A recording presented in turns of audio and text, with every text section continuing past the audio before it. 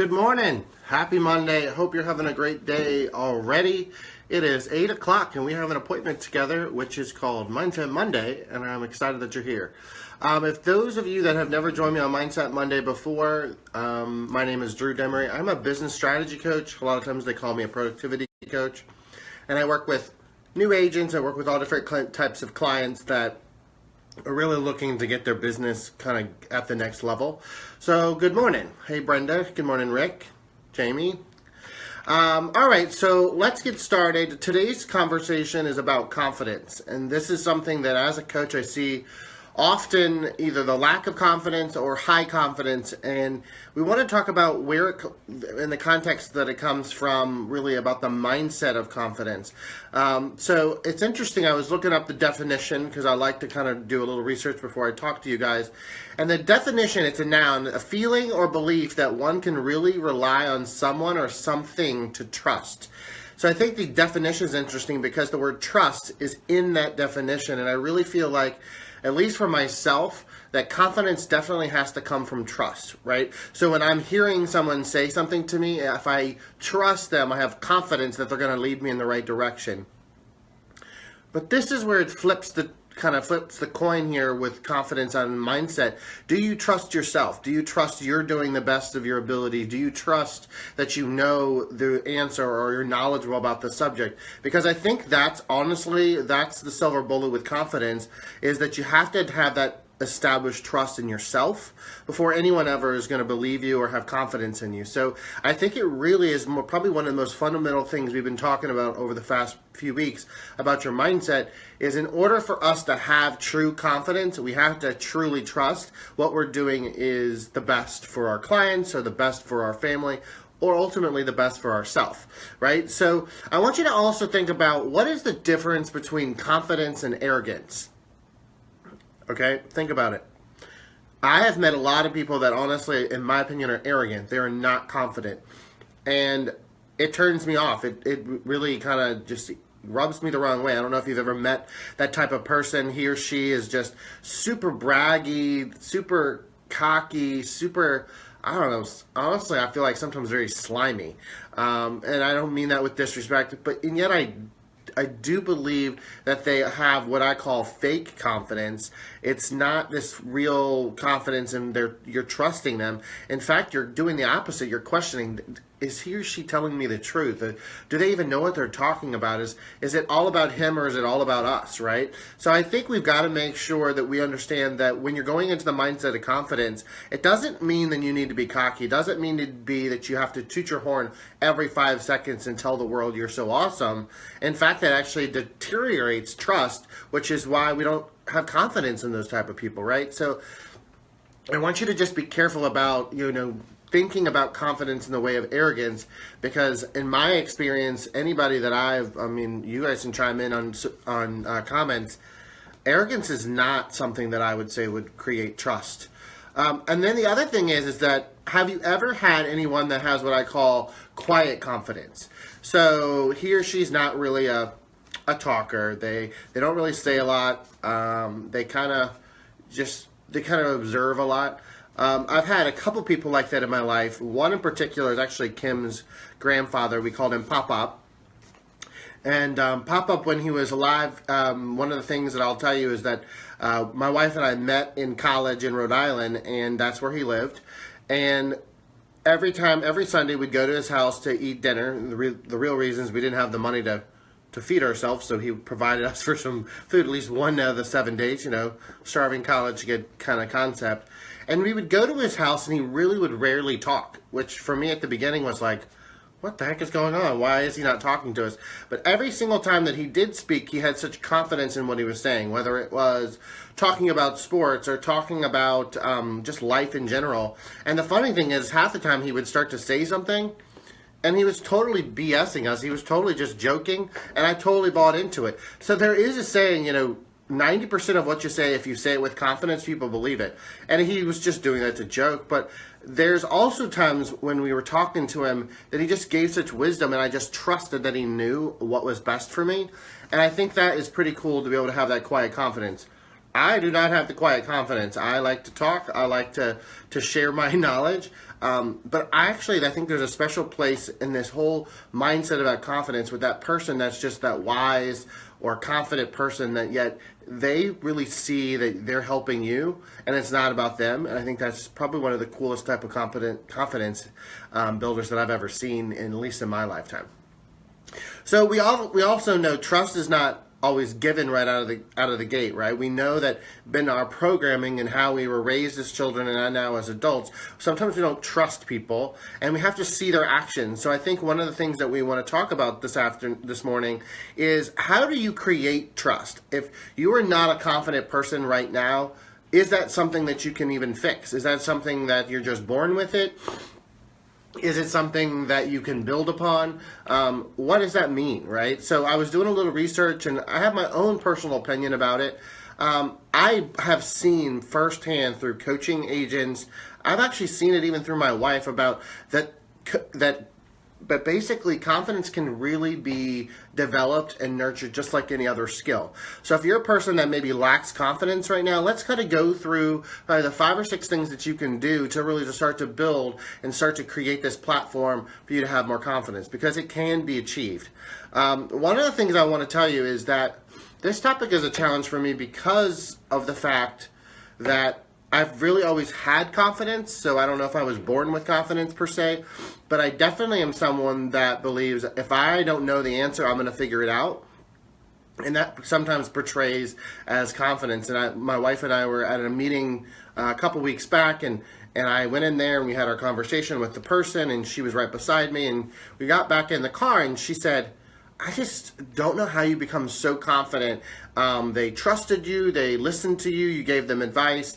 And I said, I don't know, I just kind of said what I needed to say. And she said, that is something that is not always natural for her. So we had this conversation about it, and she said, well, what are some things that have created this confidence in you? And I was like, I don't really know, right? So we actually had a pretty deep discussion on what it was and how she didn't have the confidence at some point and that I did. And so it's interesting, obviously, how we also match up together in a relationship. But one of the things I would say is that I focus on my strengths and my talents. So I know I'm not good at a lot of things, and that's okay, right? So it's okay to not be great at everything. So focus on the things that you have strength in, because that's where your passion comes from. And passion and confidence, to me, almost coincide. Because if you have passion behind it, if you feel super excited about it, that comes across very confident. So I would say definitely focus on your strengths. Don't focus on the negative. Don't focus on the things you can't change or the things that you know there's kind of your shortcomings.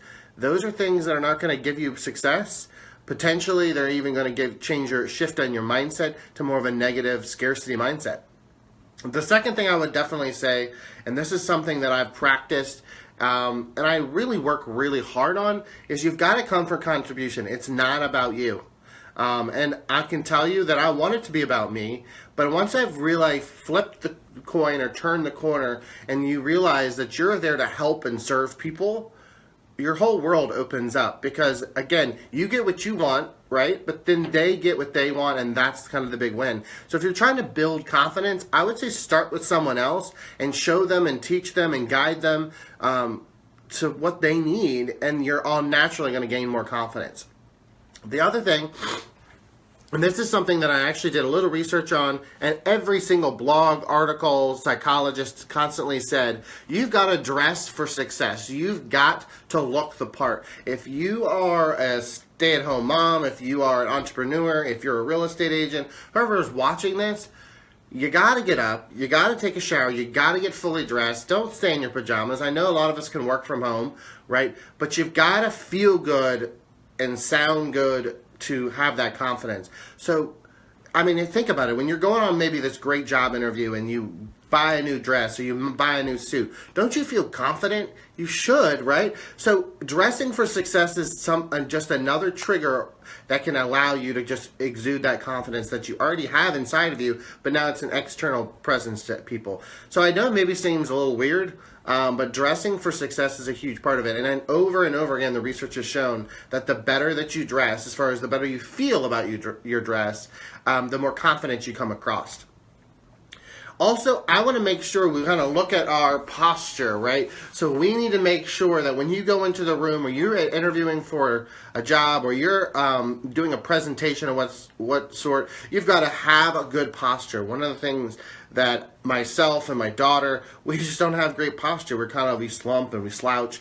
And my wife says all the time, sit up and don't don't kind of have that bad posture. And I'm like, what's the big deal? Well, it actually is a huge deal, because what it really is about is your confidence. It does the person in front of you, and they're looking at you and you're slumped over like this, right? If they're not seeing that you're excited and you're present in the conversation, they're going to lack confidence in you. So just the simple thing of kind of sitting up and making yourself feel or present more confident makes a huge difference. So that's kind of something that, again, I've observed myself is not necessarily a thing I've done well, but it's definitely something that if I concentrate and focus on it, it does help.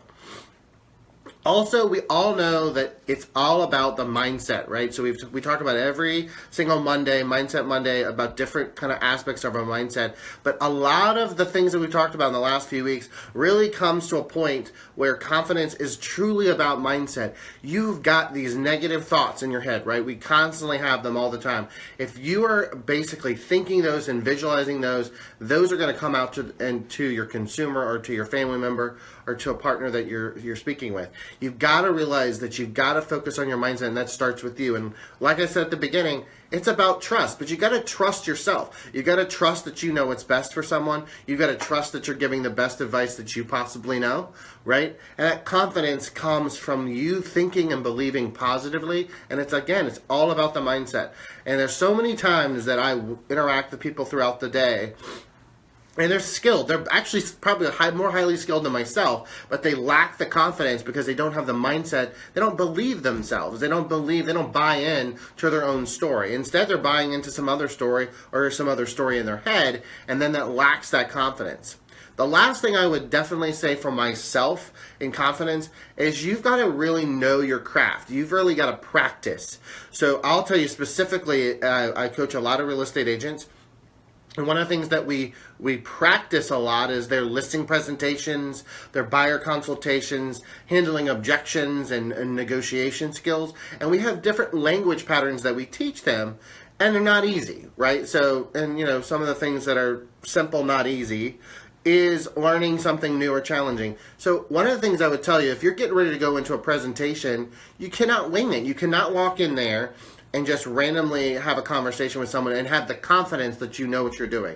So make sure you do your homework, make sure you prepare, make sure you practice, and you have to do those things consistently. That's the key word. If you want to exude the most confidence you can in your career, your job, you're leading your family, leading your financial wealth, you got to have confidence in you knowing what you're going to do.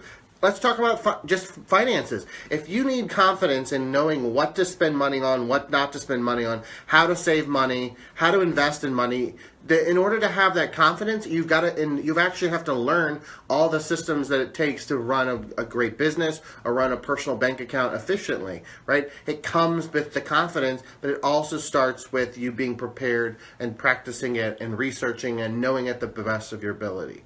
The last thing that I would honestly tell you, and this one is a challenge for a lot of you guys, is you've got to take risks. One of the things I consistently saw as I was looking at why and how we can modify our confidence is you got to take risks. And they don't have to be big risks, guys. They could be small little things. Like, set a small goal and then you hit that goal. Set another goal, hit that goal. Set another goal, hit that goal, right? And the reason why we're saying that is because once your brain starts to see, oh, I set a goal and I hit it, I set another goal and I hit it, your confidence level goes up because you're buying into it. Your brain is like, Joy, you did it before, why can't you do it again, right? That is what your brain constantly is looking for. You've got these mechanisms and this chemical in your brain that's constantly evaluating, is this good, is this bad, is this good, is this bad, right? And confidence is 100% based on, does the pattern or does your experience gain more confidence? And there's so many blogs that I read that said, you gain confidence over time, you gain confidence over more experience. I agree with that to a certain extent, but you can expedite that process by setting small goals and hitting them more consistently, because then your brain starts to finally go, wow, he does know what he's talking about. Wow, you hit this goal, now great, let's set a larger goal, right? So if you're looking to grow your confidence, it starts with your daily tasks. Set some goals and hit those goals, and your brain and your mindset really is a big thing. Someone says, sometimes I think about being a quiet person makes it hard to be a salesperson. Brenda says that she's an introvert. And I think that, again, we go back to that quiet confidence. You don't have to say a lot to have confidence. You don't have to be the loudest person in the room. And I'll tell you, as realtors, we like to talk generally. And then there's a huge percentage of us that do not like to talk. I coach a lot of very successful, highly successful real estate agents, and they have that quiet confidence. They know their statistics, they know their data, right? But when the time comes for them to do a presentation or interact with somebody, in a social setting, they can just quietly say, well, did you know the inventory is down 26%? And now is a great time to buy and sell a house, right? So that quiet confidence, don't let labels like introvert, or I'm quiet, or I'm loud, or I'm not good at social situations really cloud what you really are about. Confidence about exuding that. It's so often the unspoken things. It's your body language. It's the way you dress. It's your tonality. It's not always the words that you say that really gives you that confidence. It's how you present yourself in the room. So that's what I would say about that, Brenda. The last thing I want to kind of talk about is kind of something interesting. My wife, Kimberly, she's been in real estate for like 10 years. In fact, when I was pretty heavy into real estate, she got a real estate license. And she would stay at like a model house, and she would, greet clients as they came through. But she never really had a high level of confidence in real estate. In fact, whenever she would deal with someone, she did great with them. She'd interact with them. If you know Kim, she's a funny lady. But when it came to writing the offer or negotiating a contract, she would just back out. She was just like, I don't really know what I'm doing, Drew. I need you to take over, which is interesting. Flash forward now 10 years later, Kim is still in real estate, and now she's really doing it independently. She's kind of doing her own thing. And the interesting thing is that she's got a lot of transactions right now. She's got 3 or 4 listings, 4 or 5 houses that she's got under contract. And we had, again, another conversation about, why do you think you're at this point, 10 years later, you have some success in real estate versus 10 years ago, she kind of was in the shadows. She didn't really want to be in the spotlight. And she said it's because of her confidence. And I said, well, how can you help me describe, why you have confidence now, but you didn't have confidence then? What changed? And so for her, I actually wrote it down because I wanted to articulate it. She said basically that she stopped blaming herself, and she stopped putting labels on herself. And one of the labels that she said that she put on herself, and she gave me permission to kind of share with you, is that she was overweight, right? So my wife has been on a journey the last year and a half. I think she's lost over 120, 130 pounds. She looks great. She always has, but she's now got much more energy. But she said by losing that weight, she now has more confidence because she feels better about herself. So it was interesting is that she originally had this fear of she couldn't service her clients at the highest level and negotiate contracts at the high level. And now that she's lost some weight, a lot of weight, and is feeling good about herself, she exudes this confidence. And if you've met her lately, she walks different, she talks different, she stands different. It's pretty awesome as a husband to see your wife really kind of bloom into this really confident person. But it really stemmed from the lack of her own lack of self-confidence. She didn't feel like she was worthy of it. She didn't feel that her physical exterior presented herself to the consumer that she could do a good job. And I thought, wow, I wonder if there's other people in the world that feel the same way. I wonder if their exterior, their body, their shape, their size, what color they are, what sex they are, if that makes a difference in their self-confidence. I truly think it does, because I've seen it change with my wife. Kimberly really has pushed through it. And she said that really the number one thing she has to do is she still has the negative thoughts in her head. You know, oh, I don't think I can do this, or oh, I don't think I'm skilled enough. But in reality, she knows she is, right? The evidence has presented itself that she does know what she's talking about. She's got a great career. She's got clients that love her. She's got friends that love her and that trust her, right? And again, we go back to that confidence. If you don't trust yourself, then how can you lead others to trust you? So if you're looking for confidence, it really comes for that trust. And for her, the trust factor kind of started with this exterior shell. But in reality, what it is it actually was about her on the inside, feeling confident about her abilities to help her clients, feeling her ability to be the best mom and the best wife she could. And it's pretty cool to be able to see that. So I thought that was interesting because I think it's always, your confidence is always going to have to be a growing process. This is not where you're going to be able to take this silver bullet magic pill and say, I have extremely high confidence. You've got to set goals, hit those goals. You got to then really start to investigate why you don't have the confidence yet that you think you should achieve. So I want you to go through this week and I want you to think about, do I have confidence? And what do I have confidence in? And where's an opportunity for growth? We always say that in order for you in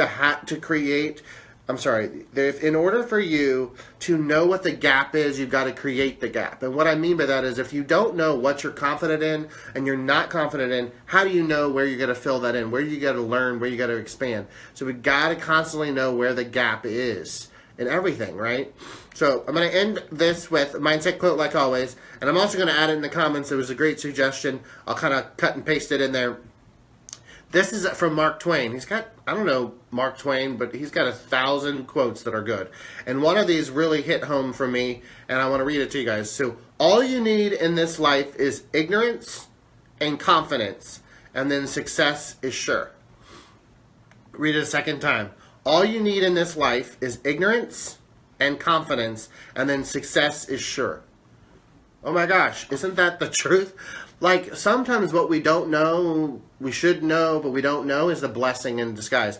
Going into a situation and not knowing something, sometimes it's the best opportunity so our brain doesn't talk us out of it. And then we get that confidence at the end of it and go, wow, I nailed it. I hit it out of the park. So thanks for joining me on Mindset Monday. I hope you have a productive week. We'll see you again next Monday, 8 a.m. right here. And let's focus on some confidence this week. And let's change and shift our mindset to building more and more abundance for ourselves and our families and then giving it away. All right, well, have a great day. Talk to you guys later. Bye.